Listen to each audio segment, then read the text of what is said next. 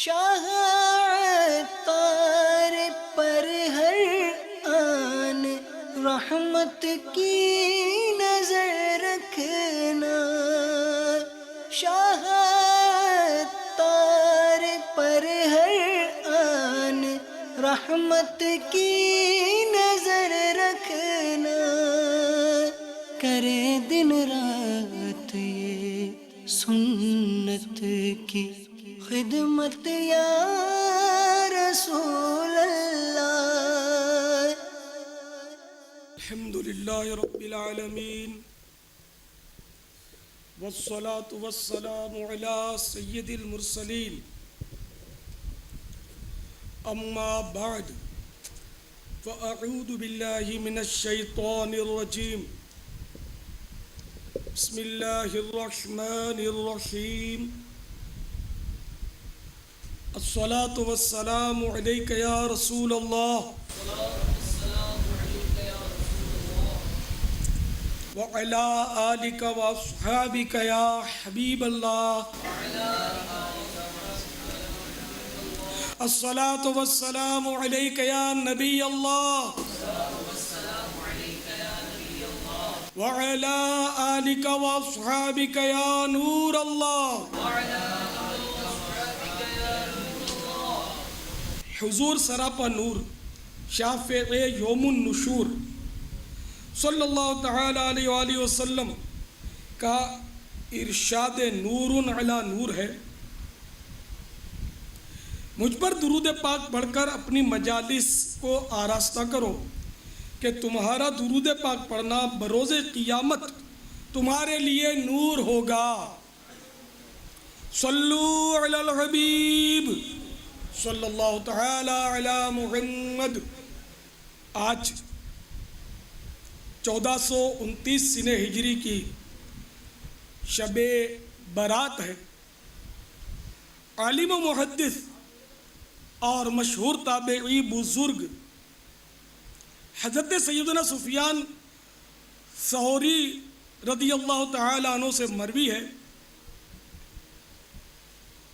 کہ مرنے والا ہر چیز کو جانتا ہے، حتیٰ کہ غسال سے کہتا بھی ہے تجھے خدا کی قسم ہے تو غسل میں میرے ساتھ نرمی کر۔ نیز جب وہ اپنے جنازے کی چارپائی پر ہوتا ہے اس سے کہا جاتا ہے اپنے بارے میں لوگوں کی باتیں سن۔ امیر المومنین حضرت سیدنا فاروق اعظم رضی اللہ تعالیٰ عنہ روایت کرتے ہیں، نبی کریم رؤوف الرحیم علیہ افضل الصلاۃ والتسلیم نے ارشاد فرمایا، مردہ جب تخت پر رکھا جاتا ہے اور اسے لے کر ابھی 3 قدم ہی چلے ہوتے ہیں کہ وہ بول اٹھتا ہے اور اس کی بات کو انسانوں اور جنات کے علاوہ اللہ تعالیٰ جسے چاہتا ہے سنواتا ہے۔ مردہ کہتا ہے، اے میرے بھائیوں اور اے میرا جنازہ اٹھانے والوں، تمہیں دنیا دھوکے میں نہ ڈال دے جیسا کہ مجھے ڈالے رکھا، اور زمانہ تمہارے ساتھ نہ کھیلے جیسا کہ میرے ساتھ کھیلا۔ میں نے جو کچھ کمایا وہ اپنے ورثاء کے لیے چھوڑا۔ اللہ تواب عز و جل قیامت والے دن مجھ سے حساب لے گا اور میری پکڑ فرمائے گا،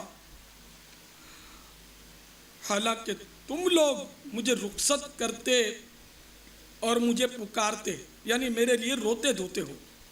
جیتنے دنیا سکندر تھا چلا، جب گیا دنیا سے خالی ہاتھ تھا۔ اے میرے میٹھے میٹھے اور پیارے پیارے اسلامی بھائیوں اور انٹرنیٹ اور ٹی وی کے ذریعے دیکھنے والے اسلامی بھائیوں، ذرا غور تو کیجئے،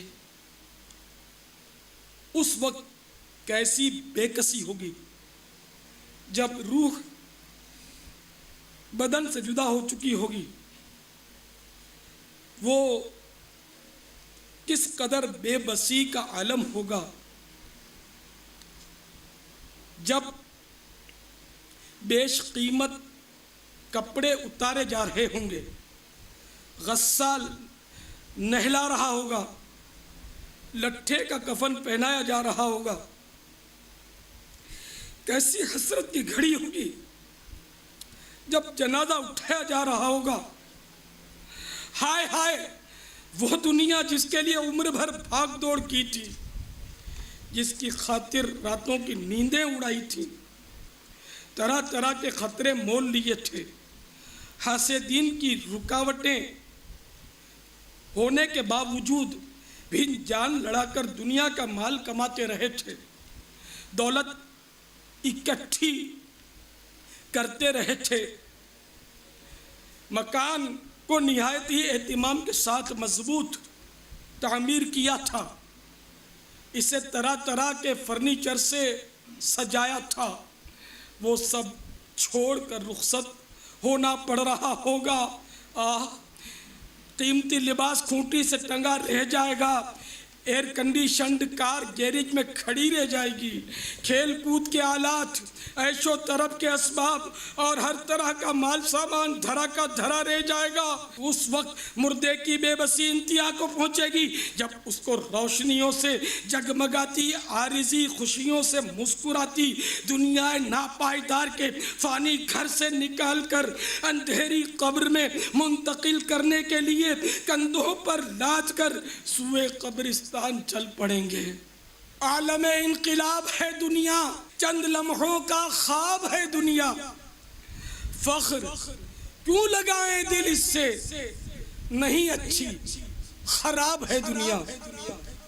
حجت الاسلام حضرت سیدنا امام محمد بن محمد غزالی علیہ رحمت اللہ الوالی احیاء العلوم جلد 4 صفحات 510 پر فرماتے ہیں، بوقت وفات حضرت سیدنا عمر بن عبدالعزیز رضی اللہ تعالیٰ عنہ کی زبان پر پارہ 20 سورۃ القصص کی آیت نمبر 83 جاری تھی۔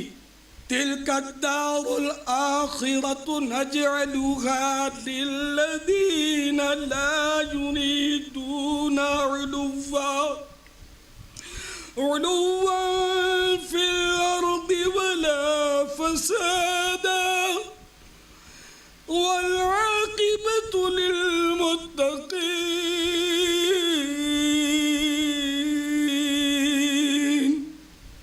میرے آقا نعمت امام اہل سنت عظیم البرکت عظیم المرتبت پروانہ شمع رسالت مجدد دین و ملت امام عشق و محبت باعث خیر و برکت عالم شریعت پیر طریقت مولانا شاہ امام احمد رضا خان علیہ رحمت الرحمن اپنے شہرائے آفاق ترجمہ قرآن کنز الایمان میں اس کا ترجمہ کچھ یوں کرتے ہیں، یہ آخرت کا گھر ہم ان کے لیے کرتے ہیں جو زمین میں تکبر نہیں چاہتے اور نہ فساد، اور عاقبت پرہیزگاروں ہی کی ہے۔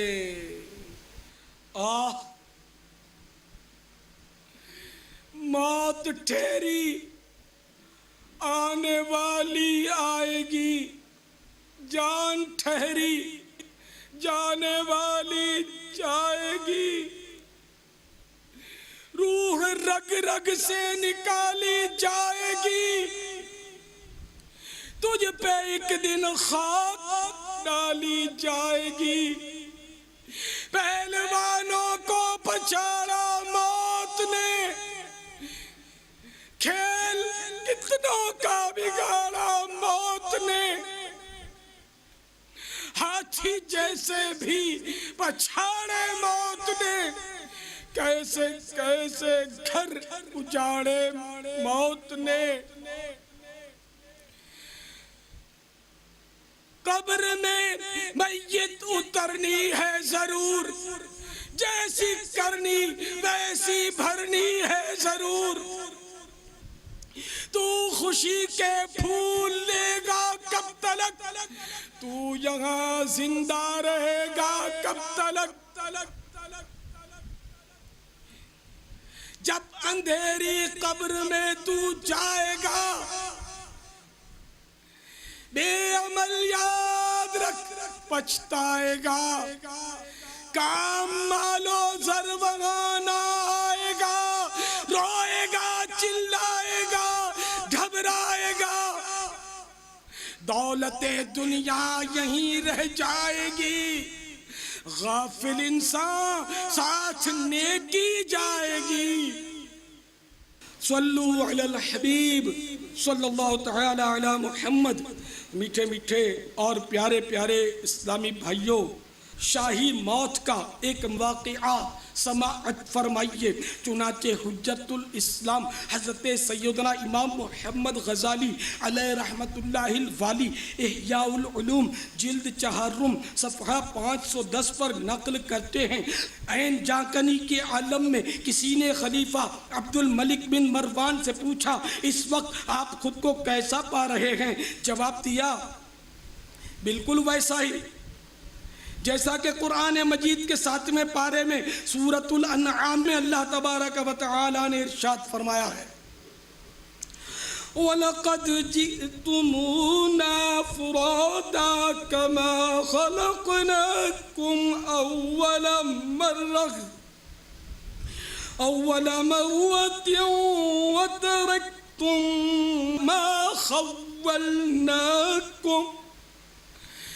ما خولناكم وراء ظهوركم۔ ترجمہ کنز ایمان، اور بے شک تم ہمارے پاس اکیلے آئے جیسا ہم نے تمہیں پہلی بار پیدا کیا تھا، اور پیٹھ پیچھے چھوڑ آئے جو مال و متاع ہم نے تمہیں دیا تھا۔ حجت الاسلام صفحہ نمبر 511 پر احیاء العلوم کے فرماتے ہیں، مشہور عباسی خلیفہ ہارون الرشید علیہ رحمت اللہ المجید کے بارے میں نقل کرتے ہیں کہ جب ان کا آخری وقت آیا تو وہ اپنے کفن کو الٹ پلٹ کر بار بار حسرت سے دیکھتے، اور 29ویں پارے کی سورۃ الحاقہ کی یہ 2 آیتیں تلاوت کرتے، ما اغنی عنی مالیہ ہلک عنی سلطانیہ۔ ترجمہ کنز ایمان، میرے کچھ کام نہ آیا میرا مال، میرا سب زور جاتا رہا۔ اے اپنے سرمایے پر پھولنے والے سرمایہ داروں، اے غریبوں کو حقارت سے دیکھنے والے مالداروں،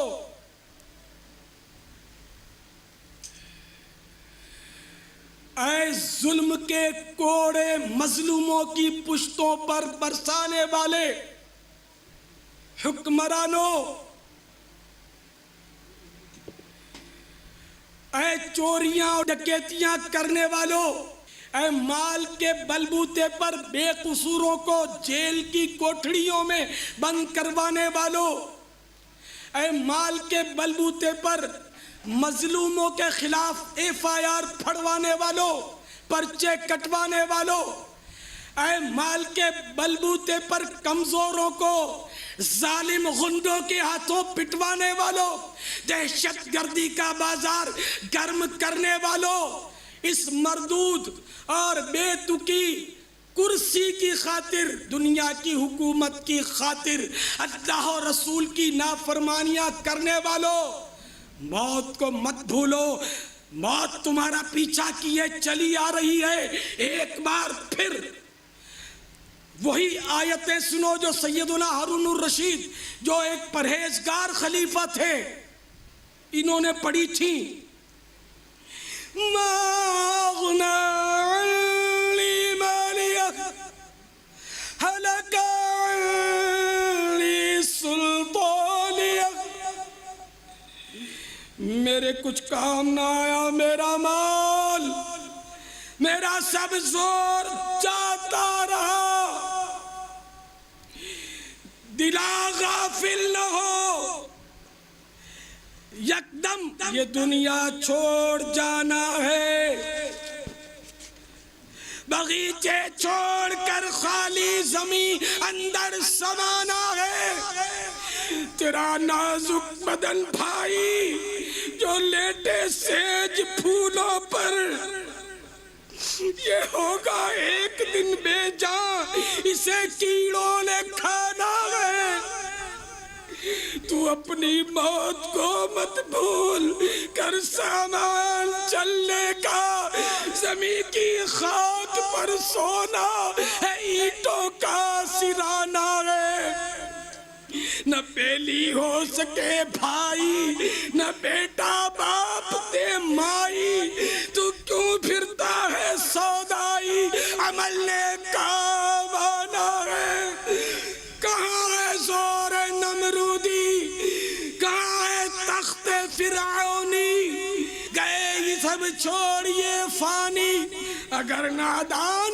دانا ہے عزیزہ یاد کر جس دن کہ ملک الموت آئیں گے، نہ جاوے کوئی تیرے سنگ، اکیلا تو نے جانا ہے۔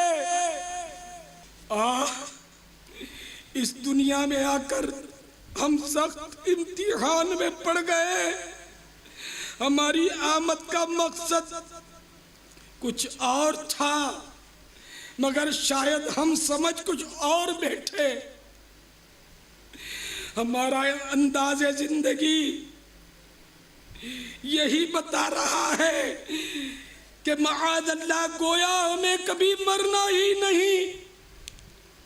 یاد رکھیے ہمیں یہاں ہمیشہ نہیں رہنا،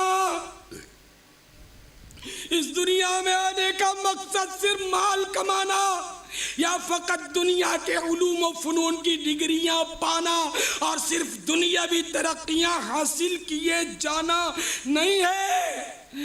قرآن پاک میں ارشاد ہوتا ہے، دل کے کانوں سے سنو، پارہ 18واں سورۃ المؤمنون آیت نمبر 115، أَفَحَسِبْتُمْ أَنَّمَا خَلَقْنَاكُمْ عَبَثًا وَأَنَّكُمْ إِلَيْنَا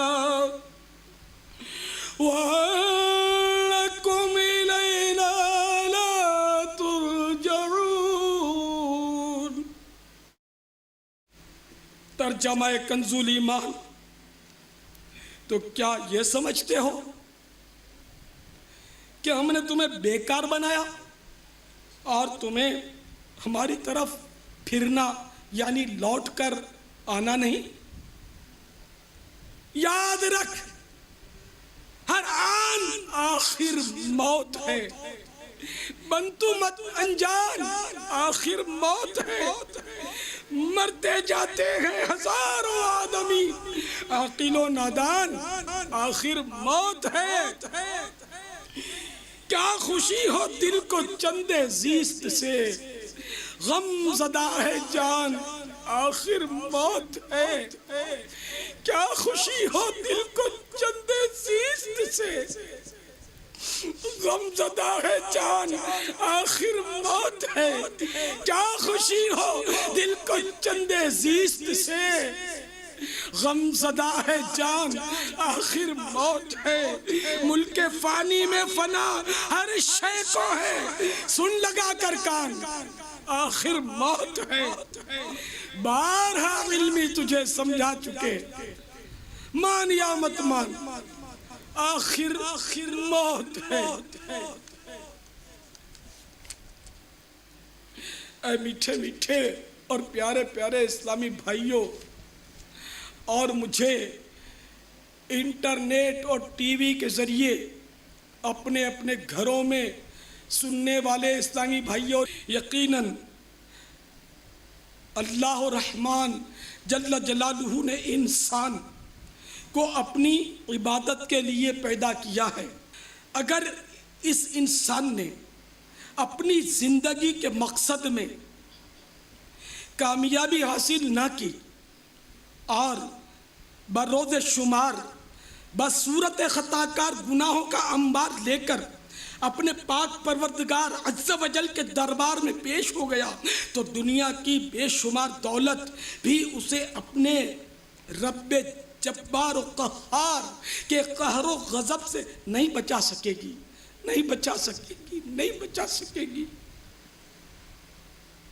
دنیاوی علوم و فنون، کارخانے، اسلحہ، دنیاوی سورس، منصب، وزارتیں، حکومتیں، صدارتیں، دنیاوی آسائشیں، شہرتیں، قوتیں، دنیاوی عظمتیں اللہ تبارک و تعالیٰ کی بارگاہ میں سرخرو نہیں کر سکیں گی، ہاں نہیں کر سکیں گی۔ اے اقتدار کے نشے میں بدمست ہو کر مظلوموں پر ظلم کی آندھیاں چلانے والوں، اے دہشت گردیوں کا بازار گرم کرنے والوں، اے کمزوروں کو دبانے والوں، اے غریبوں کا خون چوسنے والوں، اے سود کا لین دین کرنے والوں، اے مصنوعی مہنگائی برپا کر کے غریب مسلمانوں کو مزید مصیبت کے غار میں دھکیلنے والوں، اے مہنگائیوں پر خوش ہونے والوں، اے غریب مزدوروں سے زیادہ کام لینے کے باوجود ان کی مزدوری پوری نہ ادا کرنے والوں، اے لوگوں کے قرضے دبا لینے والوں، اے سود پر، سودی لون پر اپنی ملیں فیکٹریاں چلانے والوں، اپنے کاروبار چمکانے والوں، ملاوٹ والا مال بیچنے والوں، شراب خانے چلانے والوں، نائٹ کلب چلانے والوں، عیش کوشیوں کے اڈے چلانے والوں، شراب کا کاروبار کرنے والوں، جوئے کے اڈے چلانے والوں، اے غنڈوں، ڈاکوؤں، بدماشوں، لٹیروں اور اغوا کرنے والوں کی سرپرستی کرنے والوں، اپنی افسریوں پر مت بھولو، اپنے حکومتی تمغوں پر مت بھولو، اپنے اسلحے اور اپنے ساتھ خوشامد خوروں کے ہجوم میں گم ہو کر خدا و رسول کو مت بھولو۔ قہر و غضب کا کوڑا جس دن بلند ہوا تم نظر نہیں آؤ گے، تم دیکھے نہیں جا سکو گے۔ اے ماں باپ کو ستانے والوں، اے فلمیں ڈرامے دیکھنے والوں، اے گانے باجے سننے والوں، اے بے نمازیوں، رمضان المبارک کے روزے قضا کرنے والوں، بلا عذر رمضان المبارک کے روزے قضا کرنے والوں، فرض ہونے کے باوجود زکوٰۃ ادا نہ کرنے والوں،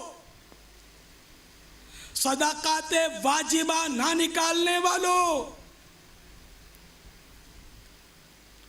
اے غرور و تکبر کے پتلوں، غریبوں کو حقارت سے دیکھنے والوں، مظلوموں کی بے کسی پر مسکرانے والوں، دکھیاروں اور آفت زدوں کو دیکھ کر ہنسنے والوں، تمہاری مسکراہٹ ان قریب چھین لی جائے گی، تمہارے کھلکھلانے کی وجہ سے نظر آنے والے دانت ان قریب قبر میں نکل پڑیں گے، جن بالوں کو سمار سمار کر رکھتے ہو تمہاری کھوپڑی سے وہ جھڑ جائیں گے۔ اے اللہ تبارک و تعالیٰ کے حقوق پامال کر کے مال کو جوڑ جوڑ کر رکھنے والوں، یتیموں کے مال دبا لینے والوں، لوگوں کے پلاٹ دبا کر بیٹھ جانے والوں، لوگوں کی زمینوں پر قبضہ کر لینے والوں، سنو سنو، اگر اللہ ناراض ہو گیا، اس کا پیارا حبیب روٹھ گیا، اگر گناہوں کے سبب ایمان برباد ہو گیا، خدا کی قسم بہت پچھتاوا ہوگا، بہت پچھتاوا ہوگا۔ پارہ 30 سورۃ الہمزہ کو دل کے کانوں سے سنو۔ بسم اللہ الرحمن الرحیم۔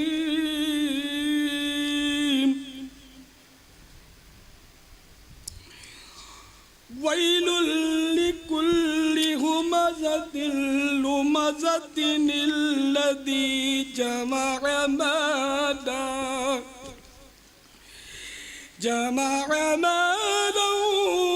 وعددہ يحسب أن ماله أخلده كلا لينبذن في الحطمة وما أدراك ما الحطمة نار الله الموقدة التي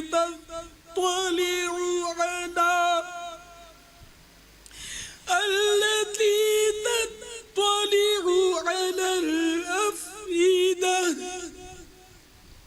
إنها عليهم مؤصدة في عمد ممددة۔ ترجمہ کنز الایمان۔ اللہ عز و جل کے نام سے شروع، جو نہایت مہربان رحم والا۔ خرابی ہے اس کے لیے جو لوگوں کے منہ پر عیب کرے، پیٹھ پیچھے بدی کرے۔ جس نے مال جوڑا اور گن گن کر رکھا، کیا یہ سمجھتا ہے کہ اس کا مال اسے دنیا میں ہمیشہ رکھے گا؟ ہرگز نہیں، ضرور وہ روندنے والی میں پھینکا جائے گا۔ اور تو نے کیا جانا کیا روندنے والی؟ اللہ عز و جل کی آگ کہ بھڑک رہی ہے، وہ جو دلوں پر چڑھ جائے گی، بے شک وہ ان پر بند کر دی جائے گی لمبے لمبے ستونوں میں۔ ہائے ہائے، اپنی کمزوری اور ناتوانی پر ترس کھائیے۔ اگر اپنی قوت کو آزمانا ہے تو کبھی جلتے ہوئے چولہے میں انگلی رکھ کر آزما لیجئے۔ وہ دنیا کی آگ جسے 70 مرتبہ بجھایا گیا ہے، وہ اس قدر تیز ہے، تو جہنم کی آگ کہ جو اس دنیا سے 69 درجے گرم ہے، اگر جہنم کو بیل کے نتھنے کے برابر کھول دیا جائے تو مغرب میں رہنے والوں کے دماغ اس کی گرمی سے کھولتے ہوئے ابل کر بہہ جائیں۔ ہائے ہائے، اس جہنم کی آگ میں اگر ڈال دیا گیا، خدا کی قسم برداشت نہیں ہو سکے گا، کوئی صورت نہیں۔ اے اللہ، اے میرے مالک، ہم جہنم کی آگ سے تیری پناہ چاہتے ہیں مولا۔ یقیناً ہم آگ تو آگ، دنیاوی آگ کا دھواں برداشت نہیں کر سکتے۔ آگ کجا، ہم دھوپ برداشت نہیں کر سکتے۔ اگر دوپہر کے وقت گرمیوں میں باہر نکلنا پڑے تو سوچتے ہیں کہ کیسے نکلیں گے، گرمی بہت ہے آج، حالانکہ پنکھا چل رہا ہے، ایئر کنڈیشنر بھی بہت سو کے لیے میسر ہے، پھر بھی گرمی صحیح نہیں جاتی مالک۔ تو پھر جہنم کی گرمی کیسے برداشت ہوگی؟ جہنم کی گرمی کی باری آنے سے پہلے موت کی گرمی، ہائے ہائے۔ حدیث پاک میں ہے کہ بنی اسرائیل کے کچھ لوگ قبرستان پہنچے، ایک قبر کے پاس انہوں نے دعا مانگی کہ یا اللہ اس قبر والے کو نکال تاکہ ہم اس سے موت کا احوال دریافت کریں۔ چنانچہ قبر شق ہوئی اور ایک شخص کالے رنگ کا جس کے ماتھے پر سجدوں کے نشانات تھے وہ برآمد ہوا اور کہنے لگا آپ لوگوں نے مجھے کیوں تکلیف دی؟ تو بولے کہ ہم کو موت کے بارے میں بتائیے۔ وہ کہنے لگا مجھے فوت ہوئے، مجھے بھرے 50 سال، بروایت دیگر 100 سال ہو چکے ہیں، مگر موت کی گرمی ابھی تک محسوس کر رہا ہوں۔ ہائے ہائے، یہ موت جس کی گرمی 100 سال کے بعد بھی نہیں ختم ہوئی، ذرا قبر پر تو غور کیجئے۔ آج وسیع مکانات، کوٹھیاں، بنگلے ناکافی ہیں، ہم بڑے بڑے مکانات کی جستجو میں پھرتے ہیں کہ ذرا کشادہ مکان مل جائے، یہ ناکافی ہے۔ حالانکہ چھت کتنی اونچی ہے، لیکن قبر کو دیکھیے کہ اس میں کھڑا بھی نہیں رہ سکتے، اس میں اب کروٹ بھی نہیں لے سکتے، ٹانگیں بھی نہیں پھیلا سکتے، صحیح معنوں میں نہ اٹھ کر بیٹھ سکتے۔ ایسی قبر میں ڈال دیا جائے گا، اور سب سے بڑی تشویش کی بات یہ ہے کہ عقل سلامت ہوگی۔ جس وقت عقل ہماری سلامت ہے نا، وہ قبر میں بھی سلامت ہوگی۔ تب اسی موت کا انتظار کیے بغیر ابھی ذرا سوچ لیتے ہیں کہ جیتے جی ایک بار گالی نکالنے کے بدلے، یا ایک نماز قضا کرنے کے بدلے، یا ایک بار جھوٹ بول دینے کے بدلے، ایک بار کسی کا دل دکھا دینے کے بدلے، یا ایک بار ماں کی نافرمانی کرنے کے بدلے، یا ایک بار بدنگاہی کرنے کے بدلے، یا ایک بار فلم دیکھنے کے بدلے، یا ایک بار گانا سننے کے بدلے ہمیں پکڑ کے کوئی قبر میں ڈال دے اور پھر سینے رکھ کے بند کر دے اور کہہ دے کہ ہم آپ کو 5 منٹ کے بعد نکال لیں گے۔ یقیناً یقیناً یقیناً 5 منٹ بڑی بات ہے، 5 سیکنڈ بھی ہم برداشت نہیں کر سکیں گے۔ ہمیں جب اس کام کے لیے پکڑیں گے تو گلے پھاڑ پھاڑ کر چیخیں گے۔ عقل سلامت ہے جبھی تو، اور جو بے ہوش ہو اس کو اتار دیں تو کچھ نہیں کرے گا۔ تو اسی طرح جب موت کی بے ہوشی چھائے گی، عقل سلامت ہوگی۔ حالانکہ بے ہوشی میں، دنیاوی بے ہوشی میں عقل اس وقت موقوف ہو جاتی ہے، کچھ پتہ نہیں چلتا، لیکن اب موت جب آئے گی تو عقل کام کر رہی ہوگی۔ دیکھ رہے ہوں گے کہ غسل دیا جا رہا ہے، کفن پہنایا جا رہا ہے، نماز جنازہ ہو رہی ہے، لوگ کندھے بدل بدل کر قبرستان کی طرف بڑے چلے جا رہے ہیں۔ اے لیجیے قبر آ گئی، اب پکڑ کر قبر میں اتارا جا رہا ہے۔ نہ بچھونا ہے، نہ تکیا ہے، چادر بھی نہیں بچھائی۔ آج نرم نرم پلنگوں پر سوتے ہیں، ایک سے ایک آرام دہ پلنگ کے طلبگار ہیں، لیکن اس وقت پلنگ تو کیا، چادر بھی نہیں بچھائی جائے گی، یوں ہی زمین پر ڈال دیں گے، مٹی پہ ڈال دیں گے، تکیا بھی نہیں دیں گے، پنکھا بھی نہیں لگائیں گے، بتی بھی نہیں لگائیں گے، اور ہم سب کچھ دیکھ رہے ہوں گے، کچھ نہیں کر سکیں گے۔ پھر سلے رکھیں گے، پھر چیخیں ماریں گے، یہ ادھر ادھر ادھر ادھر تھوڑی جگہ رہ گئی، مٹی ڈالو، ادھر بھی مٹی ڈالو۔ اس طرح ہر طرف سے ایسا بند کریں گے کہ روشنی کی کرن بھول کر بھی اندر نہ داخل ہو۔ اسی پر اکتفا نہیں کریں گے، منو مٹی مزید اوپر ڈال دیں گے۔ عقل سلامت ہے، آپ سوچ لیجئے کیا ہوگا۔ اگر رب کی رحمت کا ساتھ نہ ہوا تو کیا ہوگا؟ اگر رب ناراض ہو گیا تو کیا بنے گا؟ اگر ہماری نافرمانیوں کے باعث مصطفیٰ روٹھ گئے تو کیا ہوگا؟ کیا ہوگا؟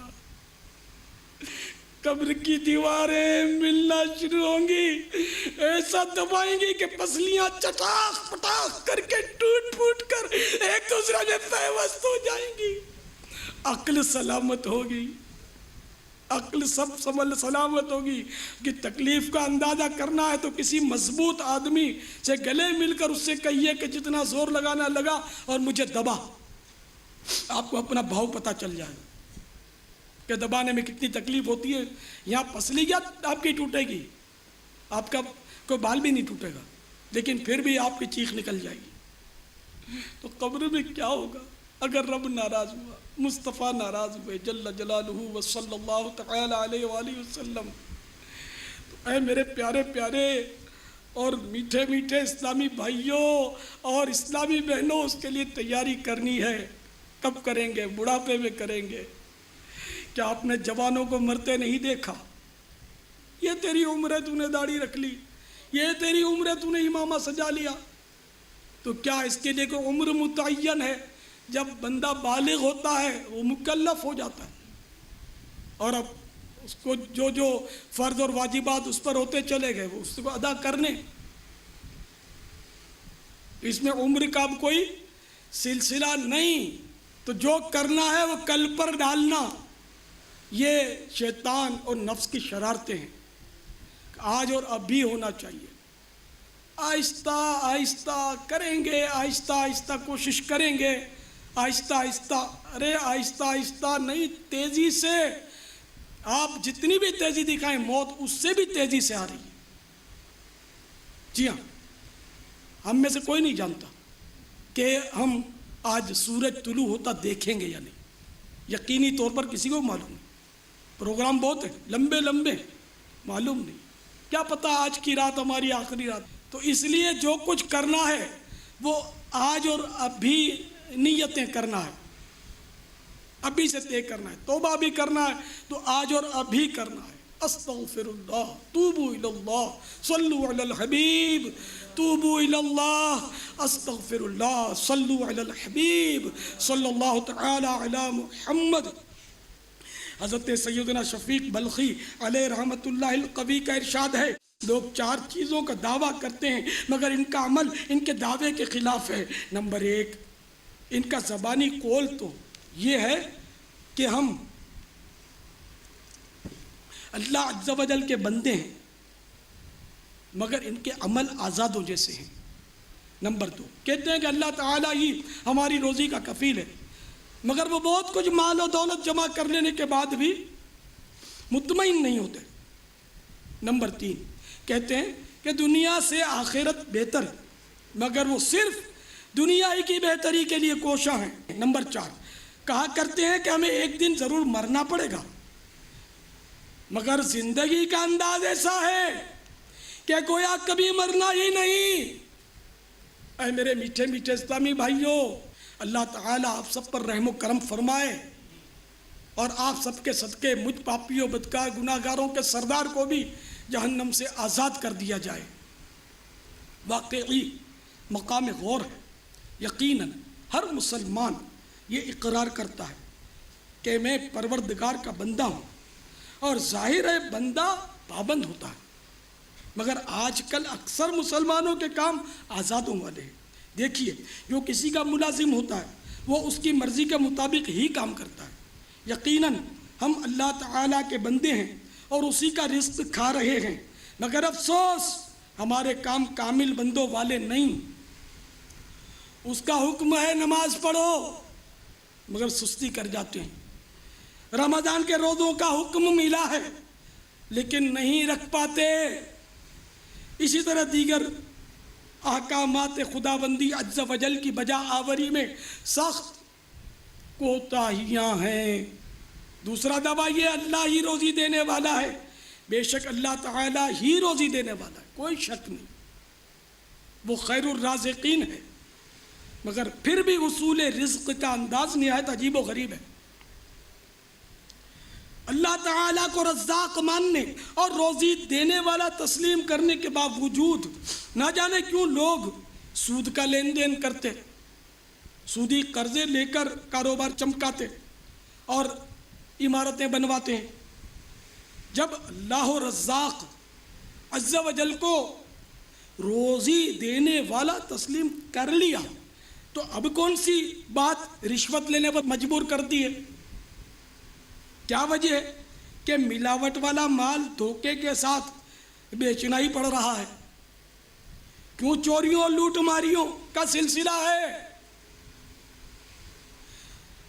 جب اللہ روزی دینے والا ہے، یہ ہے بھی تے اور ایمان بھی ہے، تو پھر روزی حاصل کرنے کے حرام ذرائع آخر کیوں اپنائے جا رہے ہیں؟ تیسرا دعویٰ کرتے ہیں کہ دنیا سے آخرت بہتر ہے۔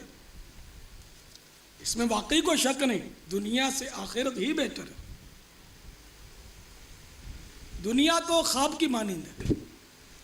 ابھی سمجھو بندہ سو رہا ہے، جب موت آئے گی تو جاگ اٹھے گا، جی ہاں، ہائے کیا ہوا، دولت کہاں گئی، میرے منع کہاں گئے، میری چمکیلی کار، یہ کیا ہوا، میں کہاں آ پڑا، اب جاگ اٹھے گا۔ لیکن اب مہلت نہیں ملے گی، مہلت تھی وہ گما دی۔ اور آخرت یقیناً بہتر ہے اگر آخرت کے لیے دنیا میں کچھ کر لیتا، کہ دنیا میں رہ کر ہی آخرت کے لیے کیا جا سکتا ہے، مرنے کے بعد کچھ بھی نہیں ہو پائے گا۔ تو دنیا کو آخرت سے بہتر تسلیم کرنے کے باوجود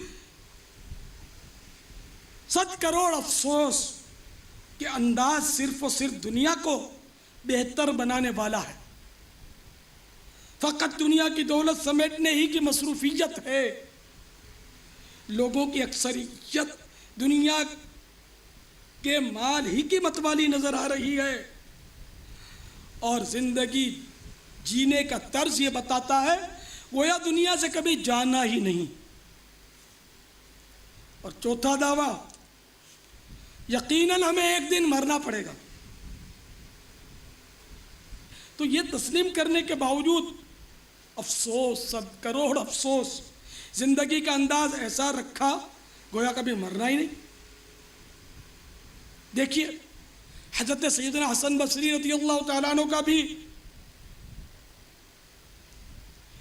یہ ذہن تھا کہ ہمیں ایک دن مرنا پڑے گا، تو ان کے اس دعوے کی عملی تصویر ملاحظہ ہو کہ احیاء العلوم میں ہے کہ ان کی زندگی کا انداز یہ تھا کہ ہر وقت اس طرح سہمے رہتے تھے جیسے انہیں سزائے موت نہ سنا دی گئی ہو۔ سزائے موت سنانے کو آج کل بلیک وارنٹ کہتے ہیں، حالانکہ واقعی ان معنوں کر ہر ایک کے لیے بلیک وارنٹ جاری ہو چکا ہے کہ جو بھی پیدا ہوا ہے اسے مرنا ہی پڑے گا۔ ہر جاندار پیدا ہونے سے قبل ہی گویا ہٹ لسٹ پر آ چکا ہے، یعنی پیدا ہونے سے پہلے ہی اس کی روزی اور عمر کا تعین ہو گیا، بلکہ اس کے دفن ہونے کی جگہ بھی مقرر ہو چکی۔ رحم مادر میں، ماں کے پیٹ میں، انسان کا پتلا بنانے کے لیے فرشتہ زمین کے اس حصے سے مٹی لاتا ہے جہاں یہ بندہ عمر گزارنے کے بعد مر کر دفن ہوگا۔ سنو سنو، بندہ اپنے حصے کی روزی کھا کر، زندگی گزار کر، لوگوں کے کندھوں پر جنازے کے پنجرے میں سوار ہو کر جب جانب قبرستان سدھارتا ہے اس وقت کیا کہتا ہے؟ قرطبی میں ہے، سرکار مدینہ، سلطان باقرینہ، قرار قلب و سینہ، فیض گنجینہ، صاحب معطر پسینہ، صلی اللہ تعالی علیہ وآلہ وسلم کا فرمان عبرت نشان ہے۔ اس ذات کی قسم جس کے قبضہ قدرت میں میری جان ہے، اگر لوگ اس کا یعنی مرنے والے کا ٹھکانہ دیکھ لیں اور اس کی بات کو سن لیں تو مردے کو بھول جائیں اور اپنی جانوں پر روئیں۔ جب مردے کو تخت پر رکھ کر اٹھایا جاتا ہے اس کی روح پھڑ پھڑا کر تخت پر بیٹھ کر ندا کرتی ہے، اے میرے اہل و عیال، دنیا تمہارے ساتھ اس طرح نہ کھیلے جیسا کہ اس نے میرے ساتھ کھیلا۔ بڑی عبرت کی بات ہے یہ۔ ہر جنازہ مبلغ ہے، مبلغ وہ عبرت کا پرچم اٹھائے ہوئے گئے، مجھے دیکھو مجھے دیکھو۔ میرا طوطی بولتا تھا، میری شہرت کیسی تھی، میری عزت کتنی تھی کہ میرا نام سن کر کام ہو جایا کرتا تھا، میری اتنی سورس تھی، لوگ میرا نام سن کر لرز اٹھتے تھے، علاقے میں کوئی مجھ سے اونچی آواز سے بات نہیں کر سکتا تھا۔ مجھے دیکھ کر لوگوں کے پسینے چھوٹ جاتے تھے۔ اب میرا حال دیکھو، میری کیسی بے کسی ہے، میری کیسی بے بسی ہے کہ اب میں چلنے پر قدرت نہیں رکھتا، تم لوگ مجھے کندھوں پر اٹھائے لیے جا رہی ہو۔ خدا کی قسم یہ بڑا عبرت کا مقام ہے۔ ایک دور تھا کہ جب جنازے کو اٹھا کر لے جاتے تھے تو اس میں ہر شخص رو رہا ہوتا تھا۔ آج صرف عزیز اور رشتہ دار روتے ہیں، وہ بھی کیا، کنوارا بیٹا شاید باپ کے لیے روئے یا ماں کے لیے روئے کہ میری شادی کون کروائے گا، شادی شدہ شاید کم روئے۔